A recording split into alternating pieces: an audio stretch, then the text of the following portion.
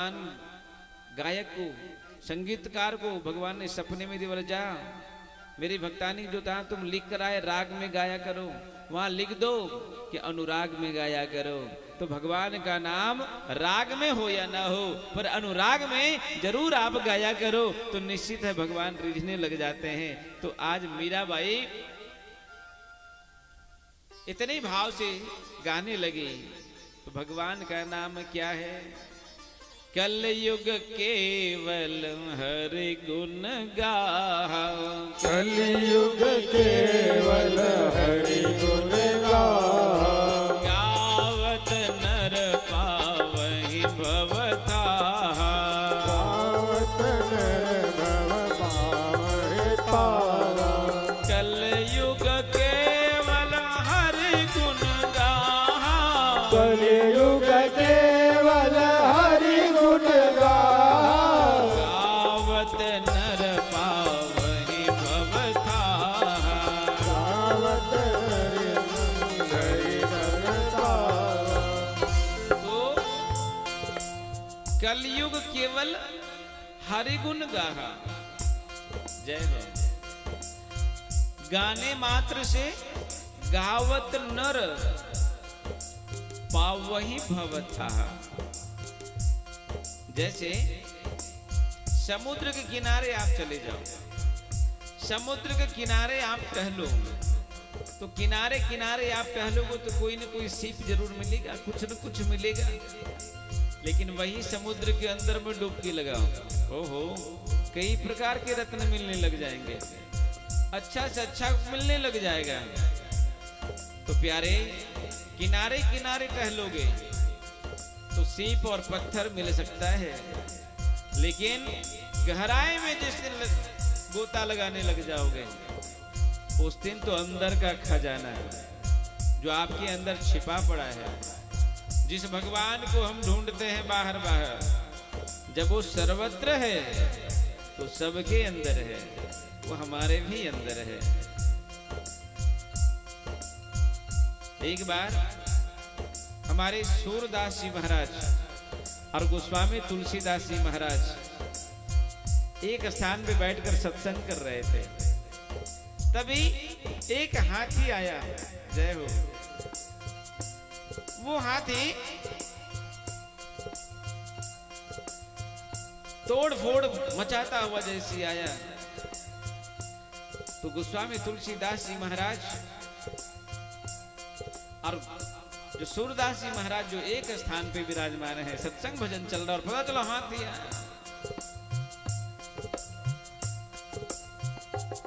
तो गोस्वामी तुलसीदास जी महाराज और सूरदास जी महाराज जी की जो स्थिति है वो कैसी स्थिति है? जैसी तोड़ फोड़ की बारी आई है ना। तो गोस्वामी तुलसीदास जी दौड़ने लगे और सूरदास जी महाराज वहीं आंख बंद करके बैठे रहे। हाथी आया चला गया। गोस्वामी तुलसीदास जी महाराज आए, बोले, सूरदास जी ने पूछा आप भागने लगे? गोस्वामी तुलसीदास जी महाराज कहते आप तो भागे ही नहीं। बोले क्या बोलो, आप बाहर बाहर भाग रहे थे, हम अंदर अंदर भाग रहे थे। आपके राम जी युवावस्था में हैं, इसलिए आपको बचा ले जाएंगे। हमारा कान्हा तो, हमारा लाला तो, हमारा कन्हैया तो छोटा सा है, प्यारा सा है, मैं क्यों उनको इतना कष्ट दूं कि गुलाम मुझे बचा लो। जयराम जी की बोलना पड़ेगा। कभी कभी आप जब गंगा जी जाते हो और डुबकी लगाते हो, उस डुबकी लगाने क्रम में अपने लिए तो डुबकी लगाओ, परिवार के नाम से भी डुबकी लगा लो, लेकिन कभी कभी अपने ठाकुर के लिए भी डुबकी लगा लो। प्रभु आप अच्छे रहोगे तो मेरा भी ख्याल रखोगे, आप स्वस्थ रहोगे तो मुझे भी स्वस्थ रखोगे। वास्तव में कभी कभी कुछ प्रश्न अपने आप से पूछना चाहिए, हमेशा चिंतन करना चाहिए। क्या जिस माता पिता ने आपके लिए बहुत कुछ किया, क्या उस माता पिता के लिए आपने कुछ किया? जिस बंधु बांधव ने आपके लिए कुछ किया, क्या उस बंधु बांधव के लिए आपने कुछ किया? जिस क्षेत्र ने आपके लिए बहुत कुछ किया, उस क्षेत्र के लिए आपने कुछ किया? जिस संस्कृत ने आपके लिए बहुत कुछ किया, उस संस्कृत के लिए आपने कुछ किया? जिस राष्ट्र ने आपके लिए बहुत कुछ किया, क्या उस राष्ट्र के लिए आपने कुछ किया? जिस भगवान ने आपके लिए बहुत कुछ किया, क्या उस भगवान के लिए आपने कुछ किया? अगर नहीं किया तो आपको पता है कि सत्संग हो रहा है, वहां टोके जाओगे, इसलिए आने का मन नहीं करेगा। कथा होती है, सब लोग आप आते हैं क्या? नहीं आते। क्यों? यही शरयावत बड़ी कठिनाई, और राम कृपा बिनु आए न जाए। कहते हैं एक बार एक मल्लाह मछली मार रहा था, बड़ी प्रेम से, और उसी रास्ते से एक संत पसार कर रहे थे, जा रहे थे। और जब जा रहे थे तो संत जी ने देखा कि ये मल्लाह मछली मार रहा है और ये पाप कर रहा है। तो संत जी के मन में भाव आया कि जो पाप कर रहा है ये जीव, आज मैं इसे बताऊंगा कि तुम्हें पाप नहीं करना, इसे सिखाऊंगा कि जीव हत्या नहीं करना, क्योंकि यहां जो पाप करोगे कहीं न कहीं उसका फल तुझे मिलेगा। कर्म प्रधान विश्व करी राखा, जो जस करी तस फल चाखा। जैसा कर्म करोगे वैसा फल जरूर मिलेगा। इसलिए संत जी उस मल्लाह के पास गए। अरे भैया राम राम। जैसे ही राम राम की बारी आई, ओहो क्या बोलूं, जैसे ये बारी आई, राम राम की बारी, मल्लाह ने देखा कि संत जी हैं, और संत जी हैं तो निश्चित है कि दान दक्षिणा लेकर ही जाएंगे। ये तो सत्य है। जब आप संत के पास जाओ तो कुछ न कुछ लेकर जाओ, और संत आपके घर चला जाए तो कुछ न कुछ देकर विदा करो। ये तो भारत की परंपरा है। भारत देना जानता है, देना सीखा है। इसलिए पूरा विश्व जब भारत आया तो भारत को लूटने का काम किया, लेकिन भारत जहां जहां पहुंचा वहां भारत देने का काम किया। आज जो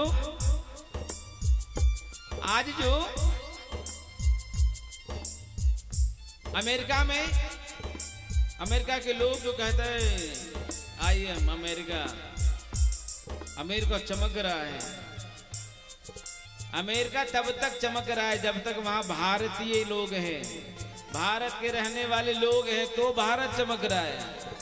जिस दिन भारत का प्रधानमंत्री चाह लेगा बोले भारतीय सब इधर आ जाओ, जिस दिन अमेरिका में भारतीय लोग खाली कर देंगे, मैं गारंटी के साथ कहता हूं अमेरिका फिर खाली का खाली हो जाएगा।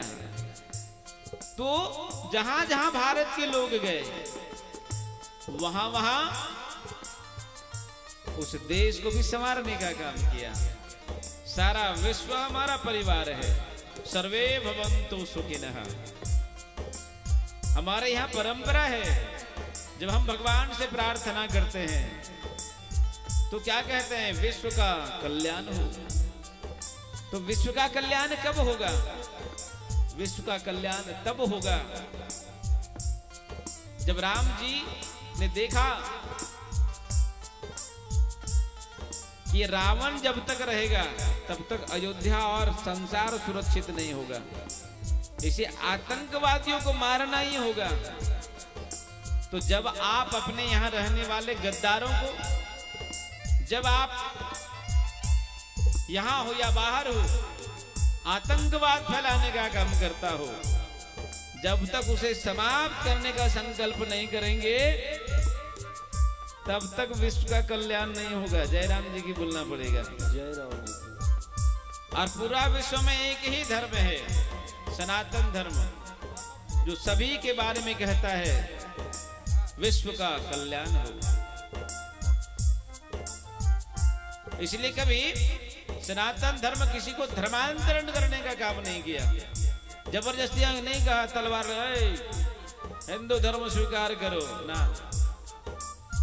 सहज स्वरूप, चेतन, अमल, सहज हमारा सनातन धर्म है। आपको अगर विष्णु भगवान अच्छे लगते हैं तो उनकी पूजा कर लो, शंकर भगवान बहुत अच्छे लगते हैं तो उनकी पूजा कर लो, राम जी बहुत अच्छे लगते हैं तो उनकी पूजा कर लो, है ना। हमारे यहाँ कोई भी किसी भगवान का पूजा कर ले, लेकिन जब राम कथा होगा तो सभी आ जाएंगे, भागवत कथा होगा सभी आ जाएंगे, शिव कथा होगा सभी आ जाएंगे। आपको मालूम है पूरे विश्व में सबसे ज्यादा चर्च कहाँ है? भारत में। पूरे विश्व में सबसे ज्यादा मस्जिद कहाँ है? भारत में। लेकिन किसी चर्च में चले जाओ, वो पूछेगा कैथोलिक हो या प्रोटेस्टेंट हो। मस्जिद में चले जाओ, 72 प्रकार के फिरके हैं।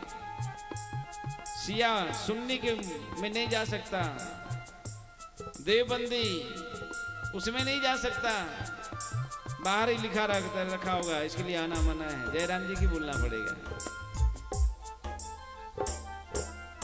इसलिए हमारा सनातन धर्म अलौकिक है और लगातार इसके ऊपर प्रहार करने का प्रयास किया जाता है। पर हमारे यहाँ भगवान का प्रभाव, धर्म का प्रभाव, अध्यात्म का प्रभाव और भगवान नाम जप का प्रभाव कैसा है?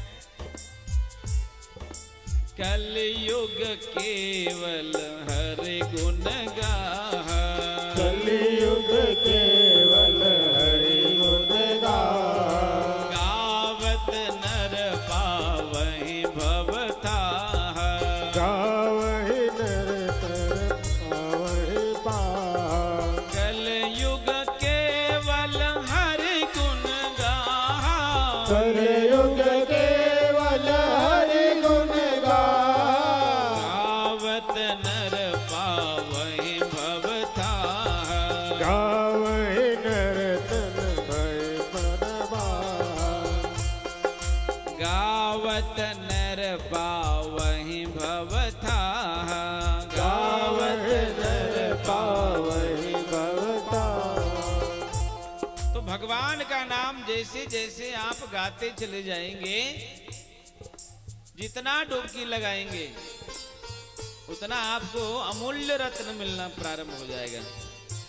हमारे चित्रकूट में अखंड हरि कीर्तन चल रहा है 118 साल से, 118 वर्ष से अखंड हरि कीर्तन चल रहा है। आपके यहाँ 24 घंटे का होता होगा, 9 दिवसीय होता होगा, लेकिन वहां 118 वर्ष से चल रहा है।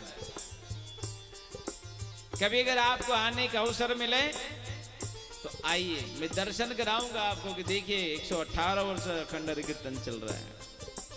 मैंने पूछा कि नहीं कई संतों से, बोले महाराज आप जो भगवान का नाम ले रहे हो, सीताराम सीताराम लगातार बोले जा रहे हो, आपका मन उबता नहीं है? तो संत जी मुस्कुराते हुए बोले, महाराज ये राम नाम ऐसा राम नाम है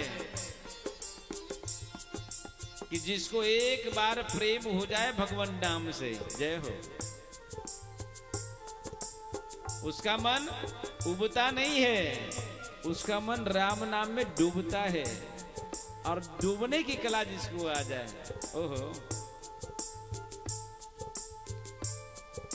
राम नाम अति मीठा है, कोई गा के देख ले, और आ जाते मेरे राम कोई बुला के देख ले। तो आज राम नाम संत जी मल्लाह के सामने रख रहे हैं।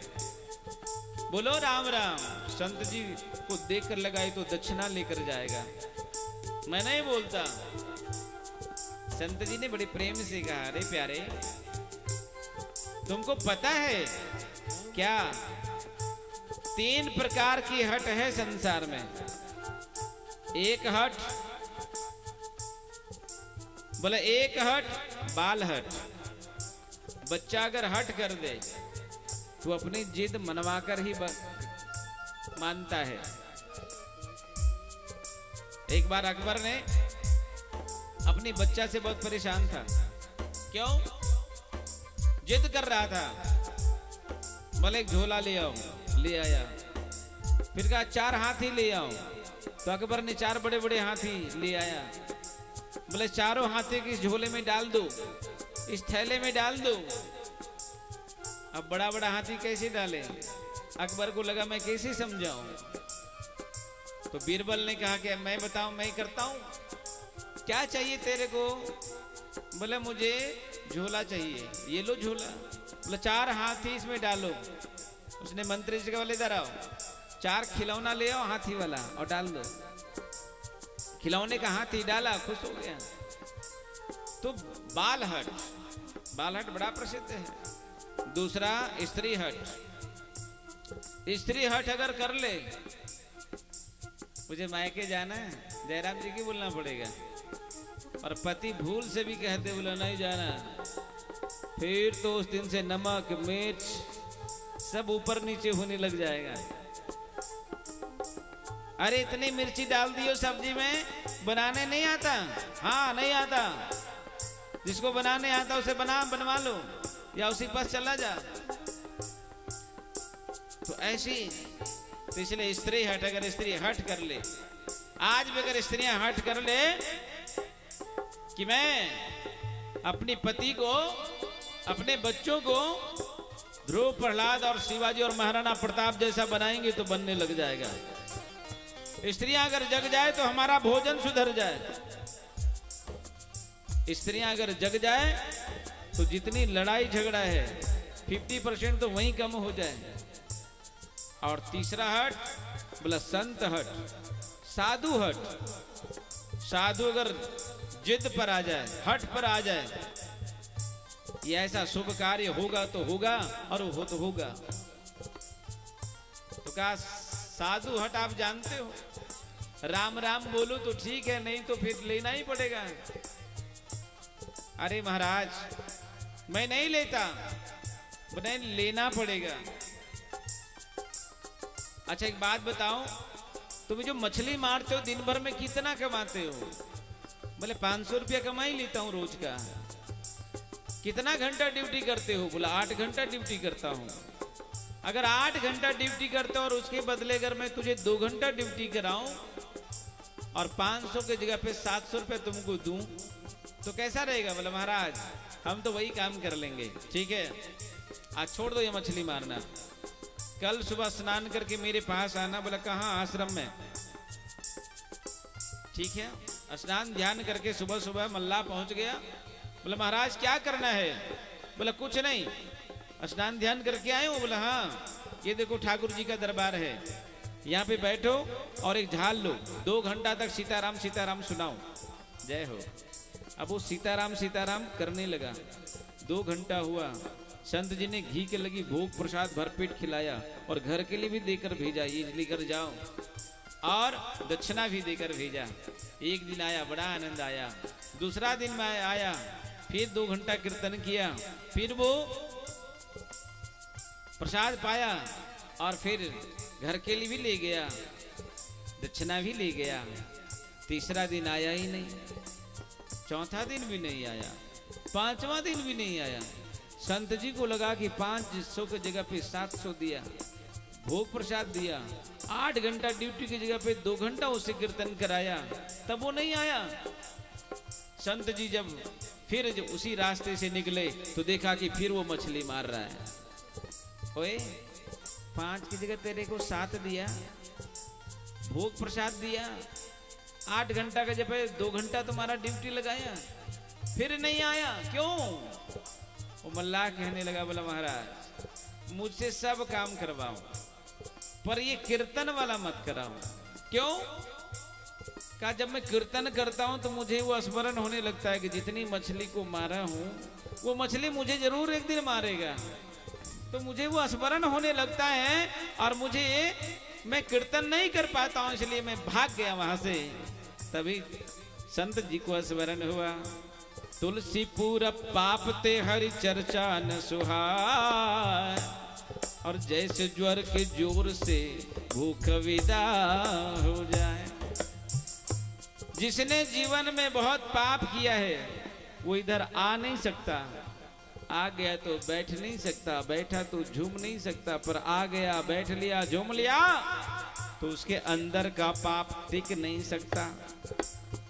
इसलिए जो लोग नहीं आ रहे हैं कथा में, जयराम जी की बोलना पड़ेगा। जय राम जी की। निश्चित है आप लोगों ने सबको निमंत्रण दिया होगा, और हमारे यज्ञ समिति यहाँ की तो इतना उदार, जय हो। यहाँ प्रचार प्रसार नहीं, औरंगाबाद में मैंने देखा, देव के कोने कोने बड़े होर्डिंग देखा, लगभग गाड़ियों में स्टिकर देखा। तो सभी को निमंत्रण मिला कि नहीं मिला? आप लोग को मिला था कि नहीं? किनको किनको निमंत्रण मिला से हाथ खड़ा करना, जरा ताली बजाना। देखिए सबको मिला है, फिर भी नहीं। बताइए उन्होंने कितना पाप किया होगा कि यहाँ आने से मन रोक रहा, बोला उधर नहीं जाना है ना। पर कल युग केवल हरि गुण गाहा, कल युग केवल हरि